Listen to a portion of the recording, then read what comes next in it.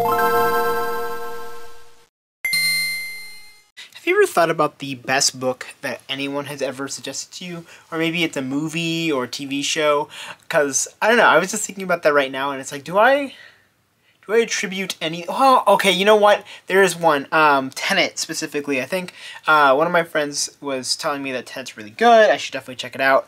And I checked it out, and I thought it was freaking-tastic, and I'm kind of sad that I didn't think about watching it earlier, but honestly, it was so good, it doesn't even matter. I'm just glad I was able to watch it, because wow, what a masterpiece. But honestly, like, I think it's really cool when people suggest stuff, and then you end up resonating it with a lot more than you were expecting. I think Tenet is a great example of that. Anyways, hello everybody, this is That Manga Dude, and welcome to a very special episode of the First Volume Impressions, that is also known as the FVI, where I typically talk about the first volume of new series that are coming out in the month, but this is a special episode because this is going to be the second episode where I talk about manga that you suggested. Yes, I have 3 volume 1s that are all very, very good. Just to give you a quick TLDR, they were all very good, but if you want to hear my full opinions on it, it's going to be really fun. Had a really great time with this one. Honestly, I enjoyed these a lot more than I was expecting, and completely turned around on a series that I was telling myself I would never read. So yeah, let's get started with the video right now. Alright, so the first series, this originally released in January of 2020 in Shueisha's Weekly Shonen Jump, and that is going to be Yoshifumi Tozuka's Undead Unluck. This is volume 1. This is a currently running series, if I remember correctly, so it's not, I don't think it's done yet. I know there were rumors or hints that the series was going to be ending soon, but that's about as much as I can tell you. So let's talk about who worked on this really quick. On the English side, we have translation from David Evelyn, touch of art and lettering from Michelle Pang, design from Cam Lai, and editor is Carla Clark. Now let's talk about this cover and spine and back. I do think it's pretty simple. Not my favorite per se, but I do really like the little splotches of blue and red mixed in. I like that the pink and the blue, just in general, I think is a really nice color combination. I kind of like the font that they have for Undead Unluck as well. I think it's pretty cool. So overall, this is a pretty decent cover and spine. I will say though, the cover art itself, like the 2 characters, this is actually one of the main reasons why I did not want to get into the series, is because I really did not like the art style that was displayed here on the cover. And spoiler alert, the art is different on the inside, at least in my opinion. I don't think this is a good representation of what the art can be, but just as a note, that was why I actually was preventing myself or stopping myself from reading Undead Unluck in the first place. Is just, yes, I was judging a book by its cover. I know you're not supposed to do that, blah, blah, blah, blah, but every once in a while, I just, you know, I read a lot, so, like, if I can save myself from reading another series, that's usually a pretty good thing, but my opinion's changed significantly on Undead Unluck. Let's talk about our characters. So we have ourselves Fuko Izumo. She is the female lead of the series. No self-esteem and very much the damaged will to live. She's actually a really interesting character from the beginning of the series. Really begins as a very reserved, scared character, kind of just like being like almost like the comic relief in a way. But even within the first couple of chapters, we start to see her grow as a character. You see her build some confidence and actually start to believe in herself and her ability, which I will be talking about during the story. So honestly, she's a cool character. I'm excited to see where her character is going to go.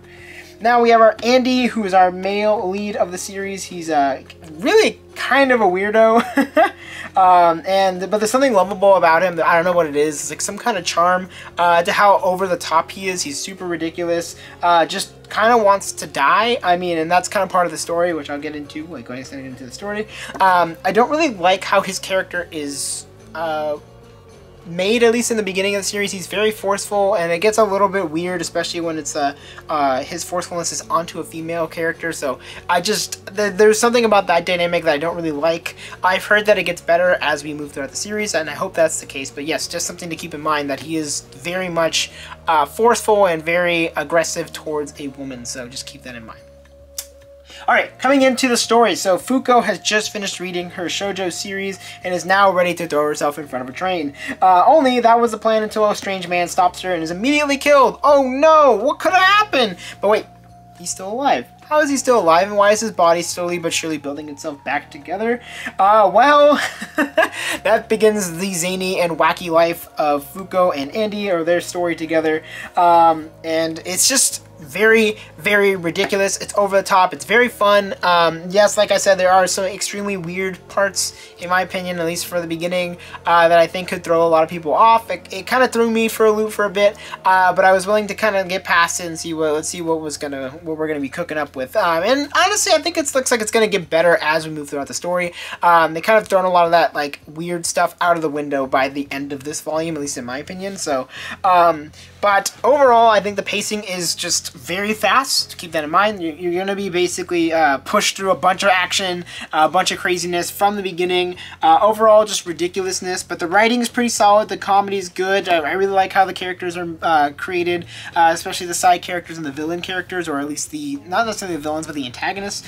But yeah, overall, I think the story is pretty solid. I definitely have quite a few mysteries already building up, especially like what these abilities are, where there's his being undead, where he can't die, and unluck, where she basically has like the opposite of luck. So everything bad happens around her. So it's a really interesting power system. I'm really curious as to how these abilities are going to evolve as we make it through the rest of the series. Now, the art, I think the art is pretty solid across the board. I think there are some parts for me that are a little bit strange, but I do really like a lot of the character designs. I think the backgrounds are sick. I think there's some really good paneling as well.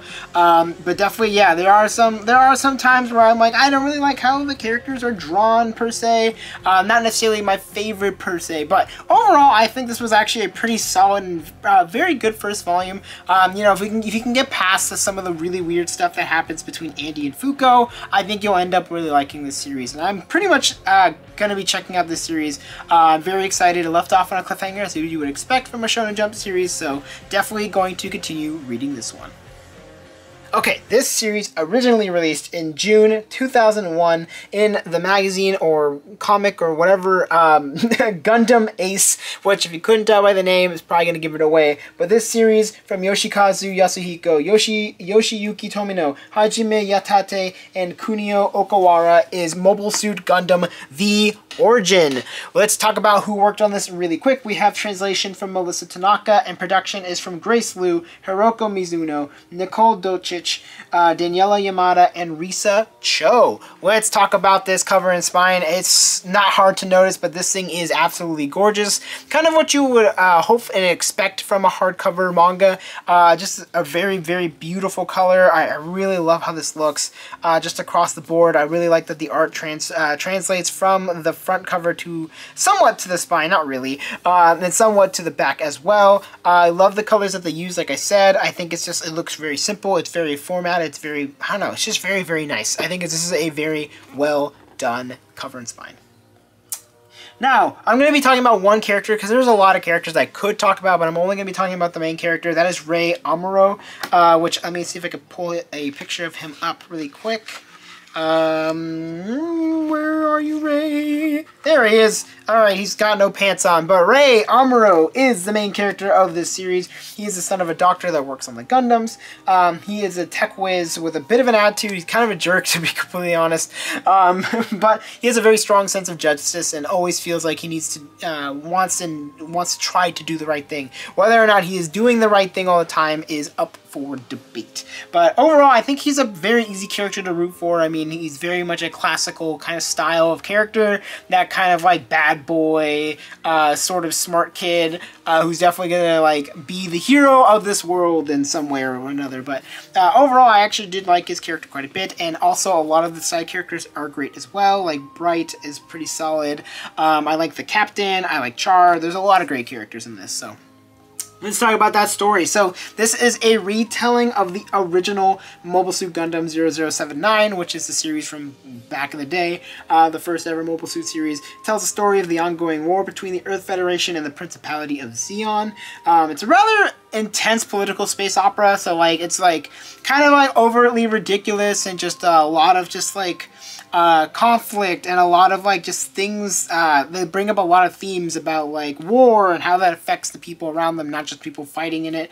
Like how politics plays such a huge role detrimentally to the world and to the people that live on the world and within these space stations and other things. So it's a really, really great story. I think it's done very well, and it's it's easy to read even with how big it is. I think it flows really well. There's a lot of great moments where there's no dialogue. You just get to see the characters doing various things, which is always nice to see. It gives you a nice like breath of fresh air because it's not super text heavy, but it's also not just like, oh, it's all just pictures and you have to tell the story is told implicitly. So overall, I really like the story as well. And then coming into the art, I mean, what can you expect? This is absolutely gorgeous. I mean, there's so many beautiful moments just by flipping through the first couple pages. Some really great color, some really great shading across the board.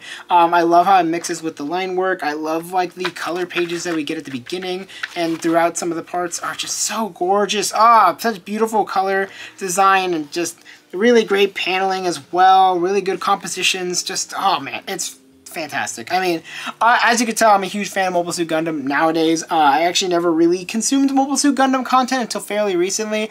This is now the third series that I've read within the Mobile Suit Gundam series, or Mobile Suit Gundam universe, and this one might be my favorite up to this point, just because it feels like the most well-rounded. I mean, I've only really read a spin-off of known as Beltor Chica's Children, and then another one.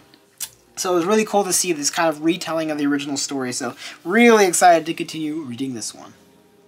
And coming into our final manga here, this was originally released in Mag Garden's monthly Comic Blade in November of 2013 and has been bouncing around in magazines from what I could tell from my research, and that is going to be The Ancient Magus Bride, or Magus' Bride, by, Kore Yamazaki.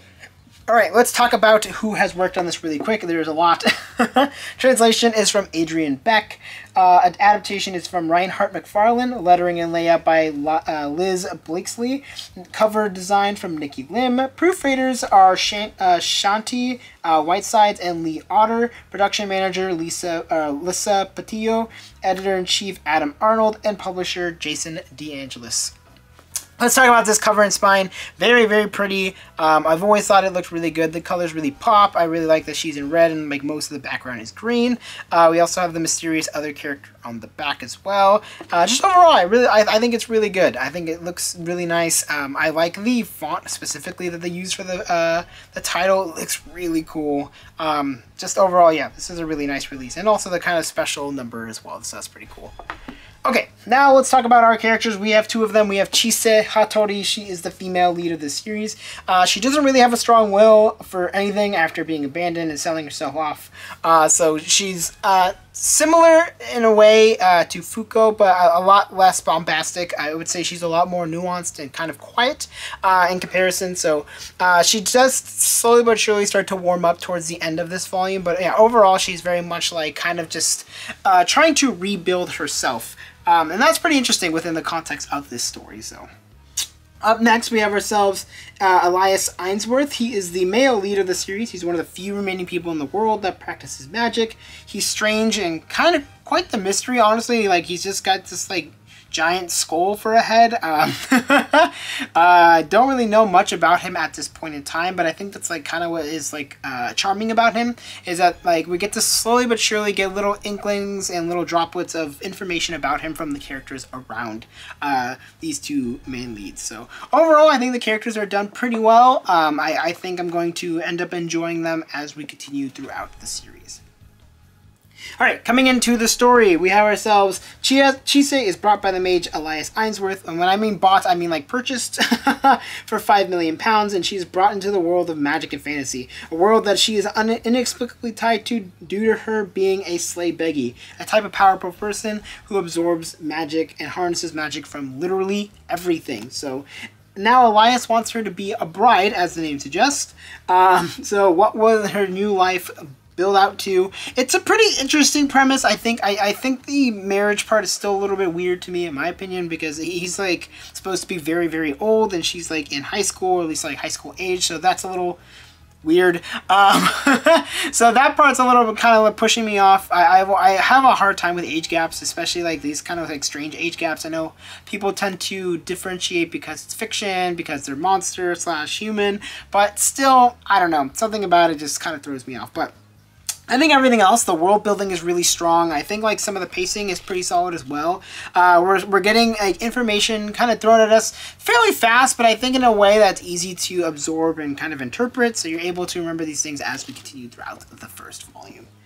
And coming to the art is pretty good. There's a lot of great character designs. I love how the magic, and I love how like all of the like kind of like mystical and kind of like interesting beings are drawn. Especially Mr. Elias himself. The dragons also look really cool.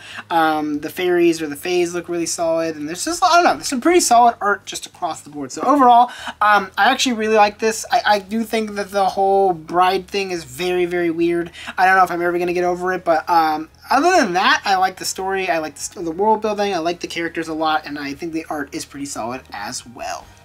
Alright, and coming into our final section where we talk about all 3 of the manga and then rank them based on how much I like them. Like I said, I did end up enjoying all of these to some extent, so I kind of accidentally put them in order already, so there's no fun and fancy little flipping around, but Ancient Magus Bride or Magus Bride is my bottom of this one.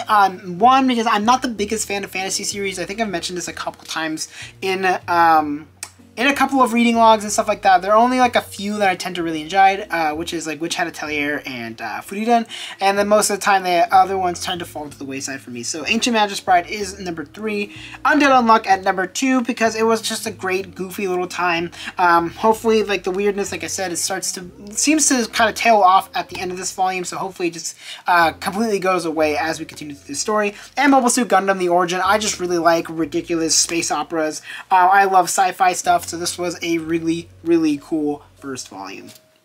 And that's going to be it for this one. Thank you so much for watching, and thank you to everybody who suggested these 3 manga. It was a lot of fun to read these and check them out, and yeah, give my full opinions on it. You guys have great taste, just saying.